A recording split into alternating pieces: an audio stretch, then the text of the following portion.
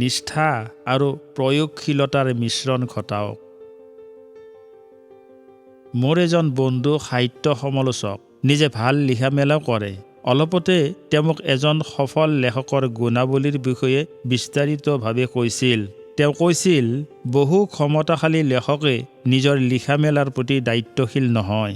তেওঁলোকৰ লিখাৰ ক্ষমতা থকা স্বত্বেও তেওঁলোকে পৰিশ্ৰম কৰাৰ কষ্ট স্বীকাৰ কৰিবলৈ প্ৰস্তুত নহয় বাবে জীৱনত ভাল লেখক হিচাপে স্বীকৃতি লভিব নোৱাৰে।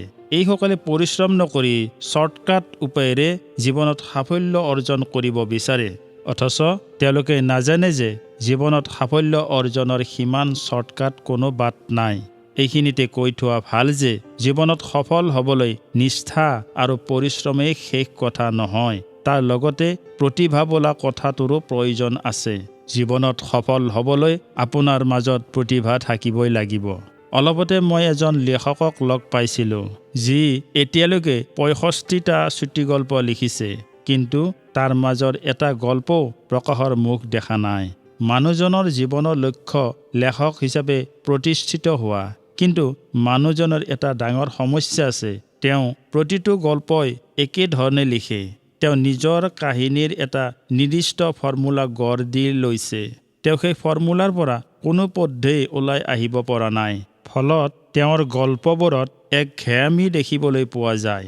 মই সেই লেখকজনক পৰামৰ্শ দিছিলোঁ যে তেওঁ নিজৰ ফৰ্মুলা পৰিৱৰ্তন কৰক, গল্প কোৱাৰ আংগিক সলাওক, তাত নতুন শৈলী প্ৰয়োগ কৰক। তেওঁ যদি এনেদৰে নিজৰ গল্পৰ শৈলী আৰু বিষয়বস্তুত পৰিৱৰ্তন আনিব পাৰে, তেনেহ'লে তেওঁ নিশ্চিতভাৱে সফল হ'ব পাৰিব।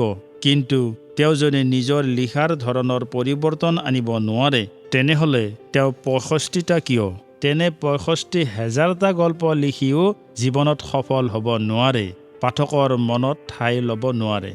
মোৰ সেই বন্ধুজনৰ পৰামৰ্শ সঁচাকৈ অবিস্মৰণীয় আছিল। জীৱনত কিবা কৰি দেখুৱাবলৈ আমাৰ মাজত নিষ্ঠা থাকিব লাগিব। জীৱনত সাফল্য অৰ্জনৰ ক্ষেত্ৰত সি এটা অপৰিহাৰ্য গুণ।